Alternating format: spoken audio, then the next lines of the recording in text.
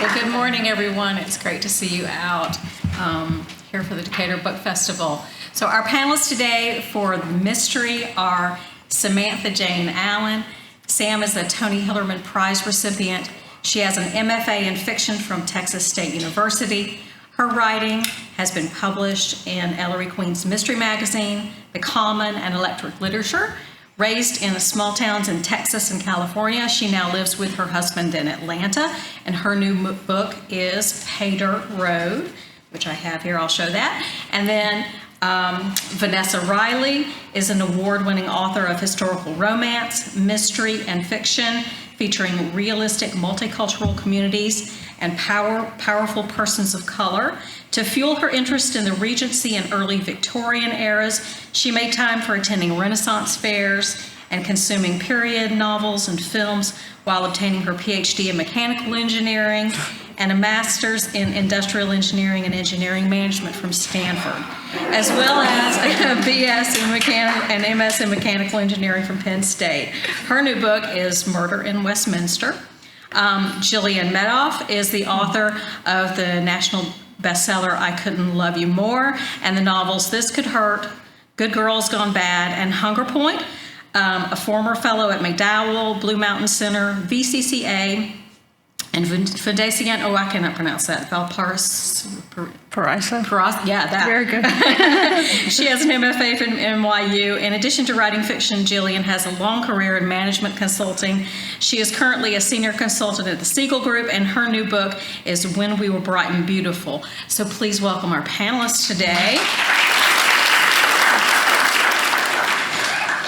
So I want to start out by asking, maybe it might be the easy question or the difficult question of the day, which is, tell us a little bit about your book and why mystery? So, Sam, why mystery? Why write mystery? Thank you all for having me, and thank you, Jill, for the introduction.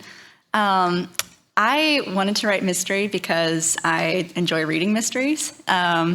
My book it features Annie McIntyre as the first in a series, and she is a recent college graduate who comes home to our small hometown in Texas, kind of adrift. She doesn't know what she wants to do with her life yet, and coming home is a bit of a fraught experience for her. She has a lot of history there, and her grandfather was a former sheriff of the town, and he now runs a private investigation firm. And he soon recruits her to kind of do secretarial work for the firm.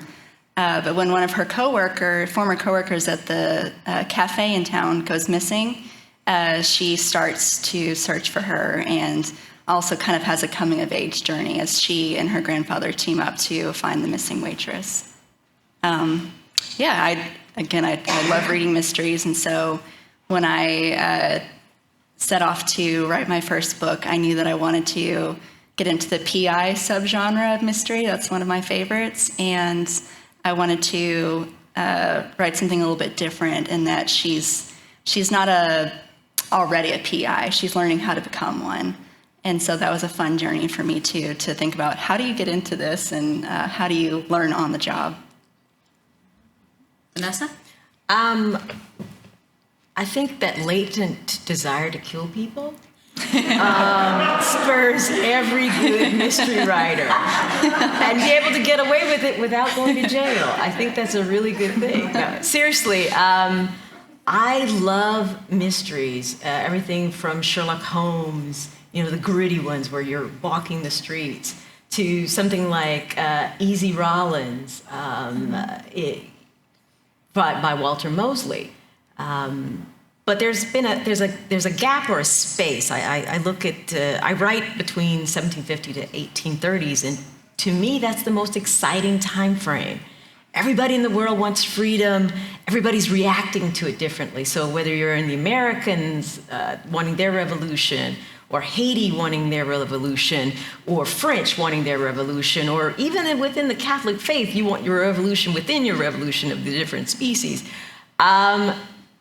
And then you have the West Indies. Every colony, every aspect, everybody's wanting freedom. And so when I was doing research for System of the Warrior, which was my historical fiction that came out this year, I found this really interesting fact. When Haiti becomes free, every abolition movement in the world stops.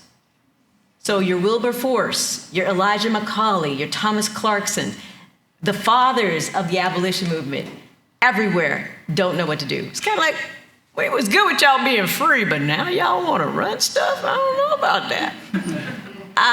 So I began to think, what if you're a free person of color living in London during this time frame, and you're seeing this? And what if you have agency? How do you help get this movement started again? So I envisioned this woman, Lady Worthing. She is a baroness. She's accepted by some, she's not accepted by others. She has money, which usually makes, she's accepted by at least 95% of the people, because money trumps everything during these time frames. That's the structure of class, etc. And unfortunately, people keep dying around her. So as she's trying to get the movement together, she's also been helping the magistrate as an amateur sleuth like Samantha to figure things out. She has a slightly sexy neighbor, slightly Moriarty type guy, Navy hero. He has these two well-behaved greyhounds. She believes that they're attacking her little teacup terrier. They go out one night, the dogs are going crazy, and they find his estranged wife dead on the fence, but on Abby's side of the fence. Now, she knows how this is going to go down.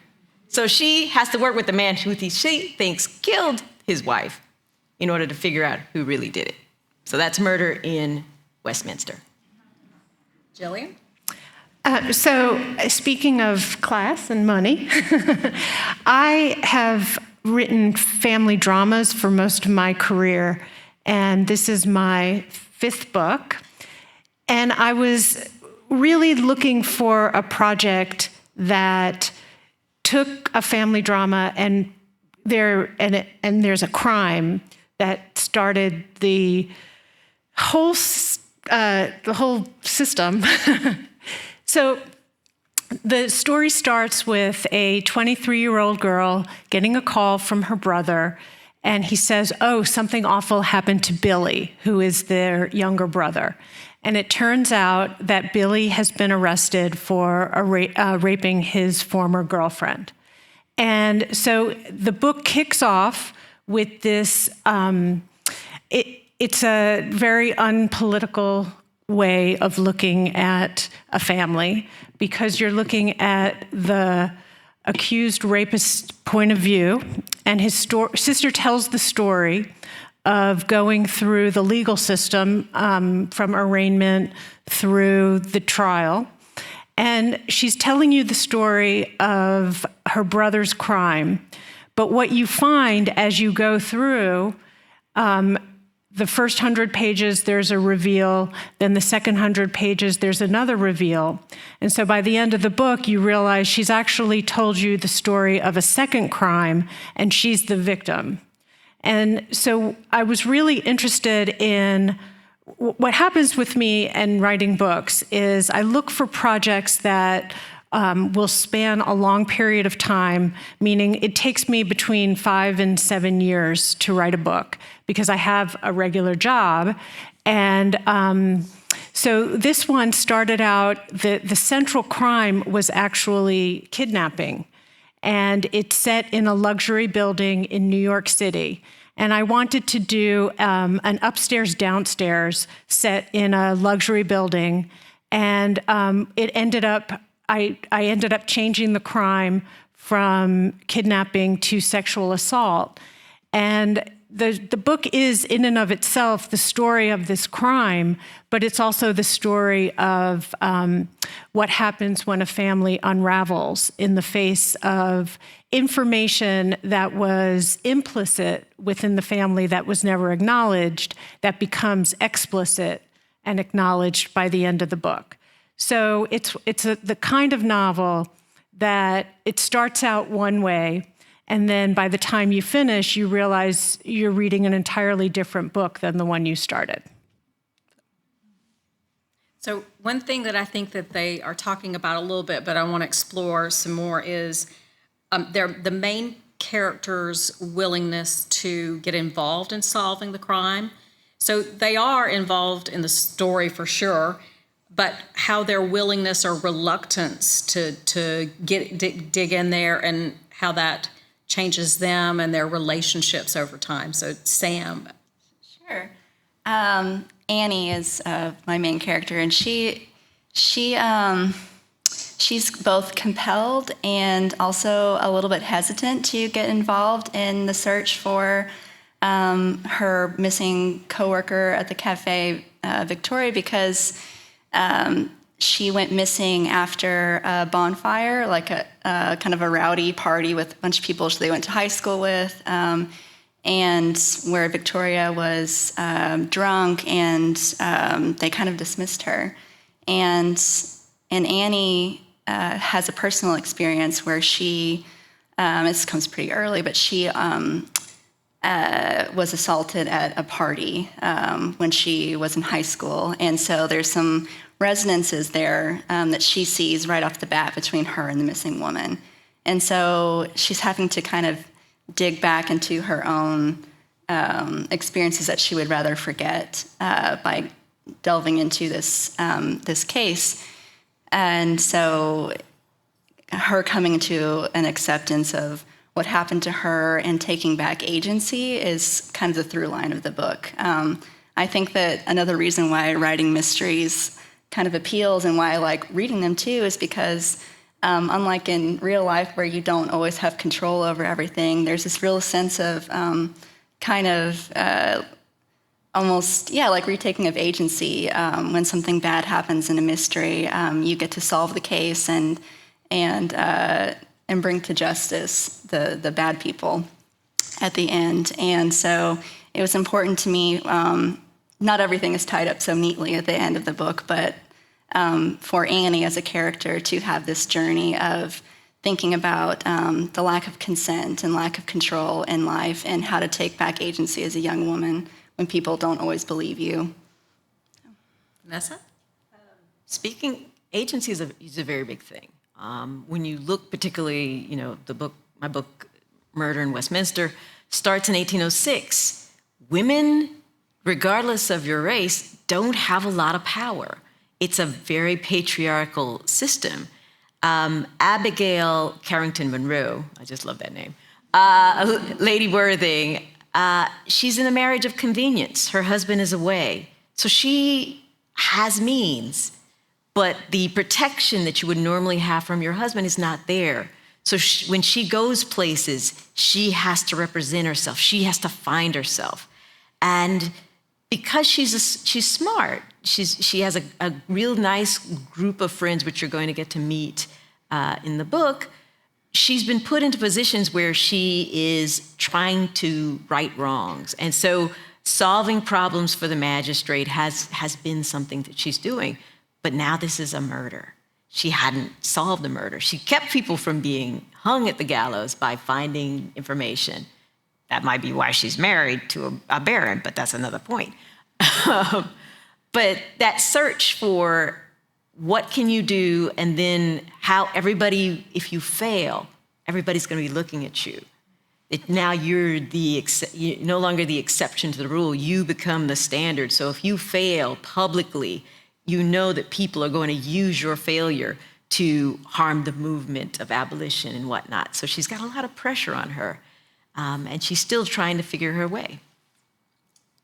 So I love that idea of looking at the issues of consent and agency. So what happens in When We Were Bright and Beautiful, this is a family of unbelievable wealth. And it's sort of like the Murdochs, where there's a lot of money, and with that comes a lot of privilege and a lot of power. And the story is told through the eyes of 23-year-old Cassie, who is the middle daughter, and who grew up amid this privilege.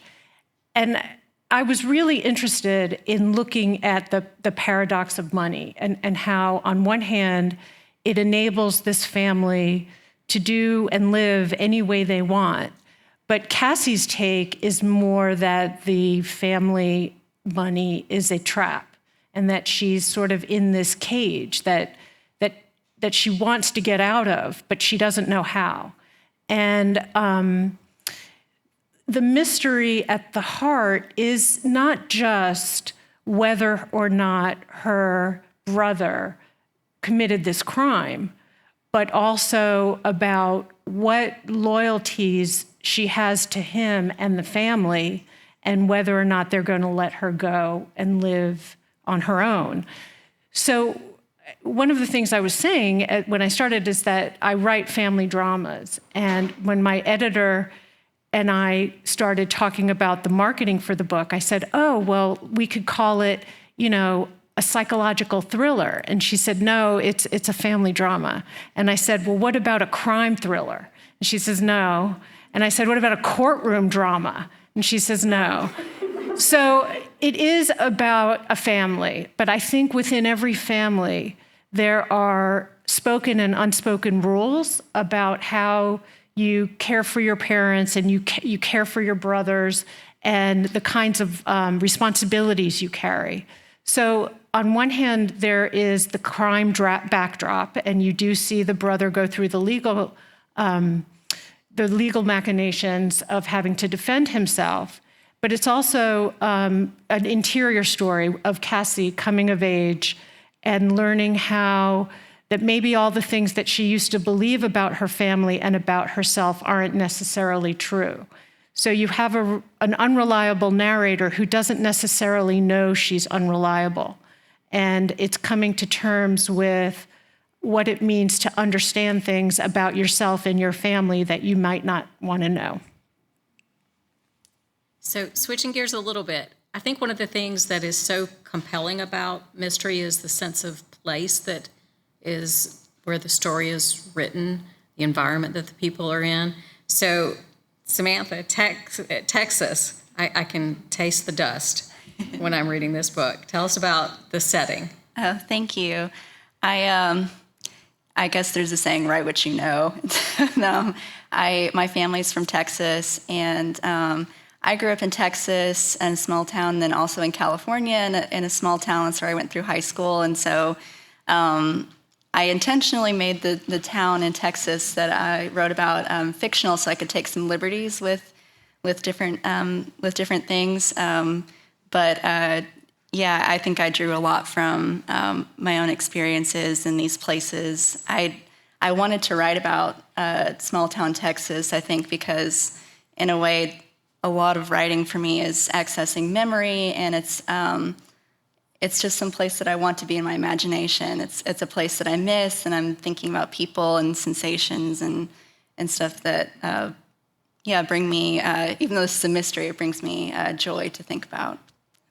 And you have this push and pull with your character about how much she missed that town, and then the how it's changing, oil industry. Yes. And she feels very ambivalent about being at home. She was so excited to get off and go out of state and everything, but while she was there, she missed everybody. And the town, too, is growing unfamiliar to her in certain ways. One of the other sparks I had when I was thinking about what to write was I had read about oil and gas pipelines in eminent domain, and about how the mineral rights on a piece of property in Texas are often sold separately from the surface rights on a piece of land, and how oil companies could drill on your land essentially without your consent. And so those two ideas of consent kind of dovetail to me. But there's a threat of a pipeline coming through Annie's hometown, and she's worried about the environment and the river, and that ties into the central mystery with Victoria and her property too. Vanessa? London. London is beautiful. And one of the things was, when I experienced this as a college student, a broke college student, it's a different version than when you go back with a little bit of change in your pockets. The food is much better. That whole, they don't have any spice. No, they have spice. They save it for the people with money. And so, you know, I'm writing at 1806. I am a very studious researcher. So I have maps laid out. So anytime I take you down a street, it's an actual street. The restaurants in the book are actual taverns, actual cafes that existed, even so far as some of the choice menu items. So don't get mad at me if you're like, they ate that? Yeah, they did. During that time frame, because I want you to feel it. I want you to taste it, because that is part of the mystery element. The Abbey, everybody knows Westminster Abbey. It's gorgeous. I mean, recently with the funeral of the Queen, you saw a lot of different aspects of the Abbey. But right in front of the Abbey is St. Margaret's. This is a church with history you can't even believe, because it goes back to centuries. As you walk along, you will see fonts where the baptism of some of the early kings were. You will see some of the famous abolitionists were baptized there. Africans were baptized in this church, and so St. Margaret's is an unsung hero. And so for me to let you see that through the character's eyes, let it be a part of the atmosphere was very important. So I do lots of research. The character is an element in the book, because it adds to the ambiance. And you know, it's, as a history nut, I'm gonna throw in some things just so that you guys know what to go visit when you go to London. Jillian, you're in New York, and I can smell money. Yeah. So the first character of the book, I think, when I started it in 2014, 2015, was the Valmont, which is not a real place, but it is a luxury building based somewhat unlike the Dakota, except it's smaller and it's older, so therefore, in the logic of this universe of the book, it's more exclusive. And I think that there's such a fascination that people have with wealth, and I know myself. I love the details of unbelievable amounts of money, and one of the ways that I did research was, using the internet, that there are so many websites devoted to luxury watches. Like, I had no idea. Luxury cars, clothing. And so on one hand, I was really fascinated by the outward trappings. I mean, I think that it's easy to be seduced by that life. But my interest in looking at this family was the underside, and what it means to grow up with so much privilege that, in fact, all that agency is somewhat of an illusion. And one of the things that Cassie, the main character, says about her brother, who's older, and he can't hold down a job, he couldn't get through college. And she's like, he doesn't need money, he doesn't need a job because he needs the money. He needs a job because he needs a purpose. And there's just a lot of sadness in this family, despite everything, how it looks on the outside.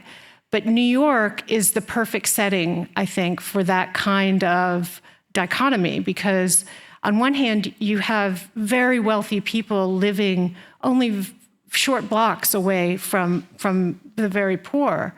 And I think I was very interested in watching Cassie come to the awareness that what she lives in is, in fact, somewhat of a gilded cage, and the choices that she makes are, even though she feels like she has all of this agency, her choices are somewhat predetermined, because for all of its reach, the thing about wealth and beauty of that wealth is that it's a very small insular community, and it's in fact very patriarchal.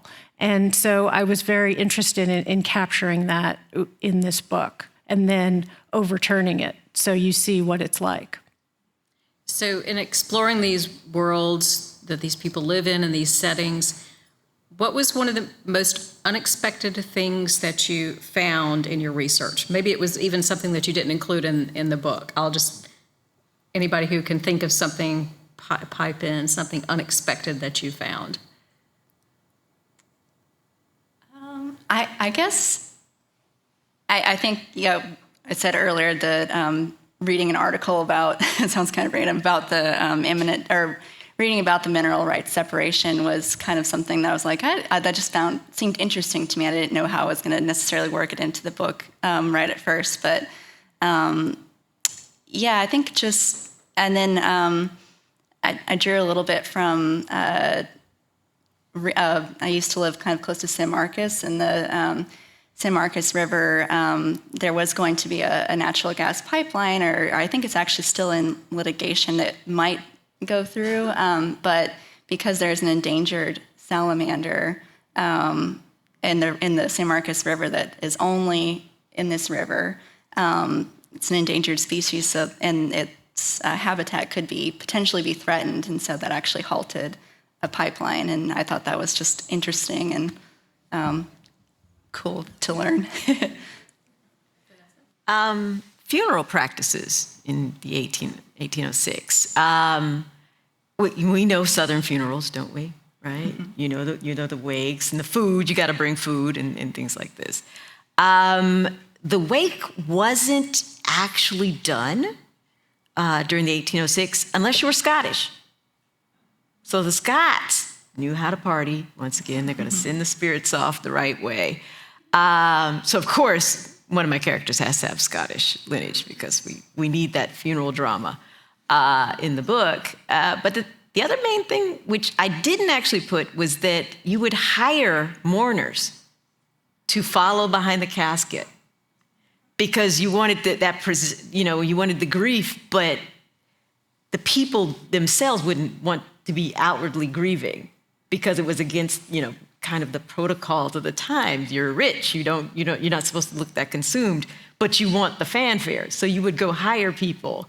And they had to make sure the funerals were over by like 10 p.m. because those people they hired were drunks and things like that. And then you would have chaos at the funeral. So I was like, I would love to put that in somehow, but that would just be way off the beaten path. So when I first started researching what it's, great wealth and the families, I also did a very deep dive into the staff and the culture of the building and the doormen. I didn't know going into this that in luxury buildings, doormen, those positions are very coveted because it's not just about the money and the benefits that doormen get, but they also have, there's a lot of power within the building that doormen hold. And so those positions are actually, they're passed down to like sons and nephews. And one of the main characters is Anton, who is the doorman. And he holds a pivotal role in the novel, although as a reader, you don't understand that until close to the end of the book. But doormen and staff in these luxury buildings, Cassie sort of points out that they act as a conscience because they see all the comings and goings, and they're not in any position to comment, they're not in any position to judge, but in fact, they are always sort of looking, and they see everything. So I was really fascinated by the interrelationships between the upstairs staff and the downstairs staff, and it's sort of embodied in the relationship between Anton, who is in his late 50s, and Cassie, who's 23. So one of the things that I loved about all three of these books is that there are so many interesting characters with depth beyond the main character. So what character in your book did you have the most fun with, or was the most interesting to write? I think besides my main character, I really enjoyed writing scenes with her grandfather, Leroy. He's probably my favorite secondary character. Because he's a little bit of a complicated figure in her life. She is enamored with him, and he kind of has legendary status as former sheriff. But he's also, and he's kind of comic relief too in some scenes, but he's also a melancholy character. But he's kind of amused by his own like blue moods, I think. And so writing him was, made me happy and sad at the same time, I think. And I think that's how Annie feels about him too, as she gets to know a little bit more about the reality of his work. Some of the shine comes off for her, but she, just loves him. So it was a good exercise for me to write their relationship, I think. One of the characters that I loved is a lady named Mary Pat. Oh, thank you. And she is one of these ladies who, when she comes in, she can kind of clear a room, I think. So if you're in the diner, you're like, ooh, look at the time. I think I need to go. She's a tough broad. So I loved Mary Pat. Thank you. Yeah. She's Leroy's. She was his former deputy in the sheriff's department, and they're best friends. She's kind of more of like the straight man to him, and she's a little bit stern and harder to get to know, but she and Annie have a deep connection too. Vanessa? There are a lot of characters in the book, but my favorite is Neil Vaughn to write on.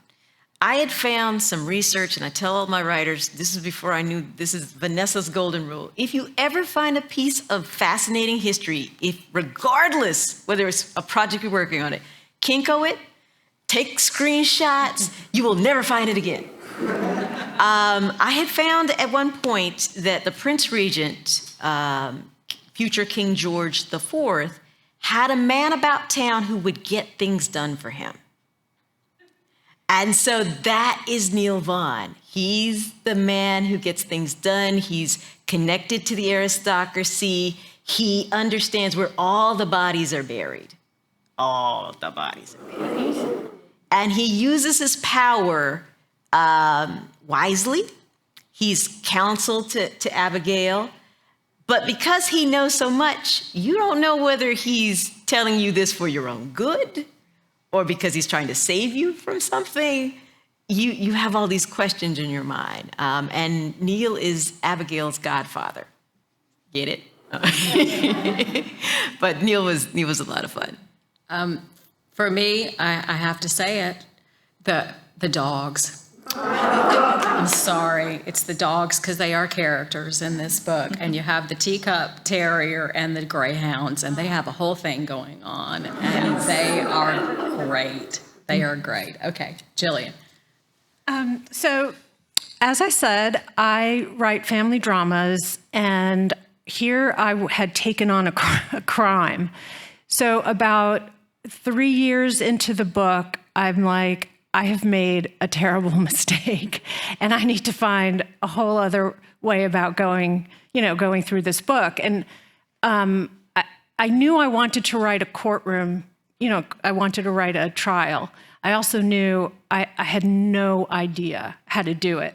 So I spent about 2 years avoiding it, setting the book 20 years in the future so that the family could say, oh, remember when Billy was on trial? Or I downgraded it from a felony to a misdemeanor. And I just tried so hard to not write this trial. And I thought the only way I'm going to do this is to do it through the characters, because that's my skill level. And I was it was like on the job learning. And so I think my favorite character, or the one that was the most interesting and the most profound to me, because he ended up revealing himself in so many different ways, is the defense lawyer, Peter Di Fiore. And when the family meets him, he's kind of like a Jersey thug lawyer, where he defends a lot of higher profile men accused of sexual assault and who turned out to be not guilty. And he comes off as very coarse, and Cassie immediately decides that they click, they're in tune, they get along. But Di Fiore turns out to be very, very smart and very canny. And he ends up using the family against themselves to help, save Billy from going to prison. And I think the reason that he was so fascinating to me is because he's always like 2 or 3 steps ahead. And as I was figuring out how to write him and how to incorporate him into the trial, it was really stunning to me to realize that when you're teaching yourself how to write something like the courtroom scenes, you always have to be 2 steps ahead. So then you're 2 steps ahead, and then you go back, and then you have to rewrite, and then you're 2 steps ahead, and then you have to go back and rewrite. But it was a really fascinating experience to figure out not just how to write a trial, but how to write a character who understands much more than you realize as you're getting to know him. Yeah, I loved him. And one of the other characters that I was fascinated with was Eleanor, the mother. She's like Jackie Kennedy on ice. I mean, she just sort of floats through a room. And she's either coming or going from Bergdorf's, She was fascinating to me. And I'm interested to know how you developed her a little bit. Well, originally, she was the heiress who was put on trial for neglect in the original kidnapping. So I spent a lot of time with Eleanor. And what I learned is that when in those kinds of families where money is generational, and she is the daughter of, sort of like DuPont money, and her primary motivation in life is to preserve the legacy. And she is above it all, but yet she does have feelings that come out, but only in ways that she allows. And it created a lot of chaos within the family. So one of the things that is definitely true about mysteries is that the main character's life is never going to be the same after the main thing happens. And so you sort of enter into this world of volatility. And one of the things I'm wondering is, as a writer, how do you manage that volatility that happens through the middle of the book without everything kind of crumbling? I mean, their world is crumbling around them. So how do you manage that volatility in their world? Sure, that's a great question. I think that, of course, Annie's life is forever changed because someone that she knows has been murdered, as it would be for anybody. But also, it's a turning point for her in that she's trying to figure out what she wants to do with her life, and she sees this as maybe kind of an unconventional career path to become a private investigator and to be in business with her grandfather and marry Pat. And she's really put to the test. She doesn't know what she's doing, and so she makes mistakes in addition to it just being scary that somebody that she knows has been killed. And so I think that it's definitely a balance in writing. I had to be careful to make her self-aware enough and good enough at being at this job to get through to the end of the mystery and to be somebody who could continue on with this job. But also I wanted to be realistic in that she had some troubles and struggled with what to do next as everything is turned upside down. Abigail, at the beginning, is a woman who made a decision that made her lose half her family. And anytime that she can try to reconnect to that family, to find that family, she has a missing sister. She's searching for this person. And at the end of the novel, she doesn't, spoiler alert, she doesn't find her. But she has to learn to be at peace where she is and accept people's relationships as they are. So there's a definite change between her and her neighbor. There's a definite strengthening of her with her cousin. But she's moving, still trying to find the agency, still trying to find who is she supposed to be? How is she supposed to use her power? How do I make a difference and really make people's lives better? So that's a continuing thread that's going to be through this series, hopefully 30 books. So Cassie Quinn is, this is just a spoiler, is actually not a biological daughter. She's an adopted daughter. And she has a lot of loyalty and love for her family. And her brother, her younger brother, Billy, who is on trial, they were best friends growing up. And now she sees him being accused of a violent crime. And so what you find is that Cassie is starting to unravel in the face of that. And she's very self-destructive, and her volatility is really what propels the novel forward, because at the heart of it, Cassie is hiding a big secret. And her life, starting from when she was very young, is about protecting this secret. And between seeing the trial happen out in real time and her own interior struggle, she comes to a very different place than when the book starts. And I think writing that was very hard in the sense of how much information do you give the reader, how much do you keep, and every iteration where I figured out something else, again, I would go back and start over.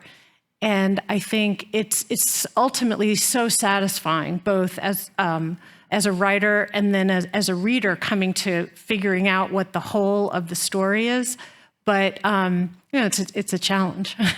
Definitely. So I think that in a couple of cases, as Vanessa just said, we've got maybe some more stories down the line. But Sam, what about you for what's next? Well, Annie decided to go down the path of being a private investigator. The second book in the series, which comes out this April in 2023, What's the title? Oh, it's called Hard Rain, and in it, there's been a devastating flood in Annie's hometown, and I wanted to think about the way that natural disasters bring out the best and the worst in communities, and so Annie is hired to find a man who went missing the night of the flood, but through her investigation, she encounters a different victim of the flood who was shot dead, not drowned in the flood. And so it becomes unclear to her whether the man that she's searching for is a killer or if he is the hero that he's purported to be. Okay. And Vanessa? I'm currently working on Murder in Drury Lane. That will come out October of next year. This time, it's actually Murder in Drury Lane. Abby's a theater buff. She has a box. She loves the theater. And unfortunately, on opening night, a man who may have been a scoundrel decided to change his life on Tuesday is dead on Wednesday. So there is a time frame of changing your life. And she's got to figure this out. And of course, the characters that you've met that survived in book 1 are in book 2. Okay, and Jillian, you left a little door open there for Cassie. I'm not sure if you're going to explore it or not. Oh no! I have such awe for writers who can sustain characters over periods of different books and over time. I have been in this world of sexual violence and family loyalties and the idea of what constitutes consent and what constitutes agency. So I've been living it for like 7 years, and I'm pretty done. I'm done. In fact, my next book is set in 1968 in Seattle, and it's called The Committee, and it's about a group of lay people that act as decision makers about who should get extended care, end-of-life care. And I have 10 pages, and it'll probably be back in like 7 years. All right. Well, I thank everybody for coming. I want everybody to go buy their books. They're great. So please thank our panelists today for the mysteries. Thank you, everyone, for coming.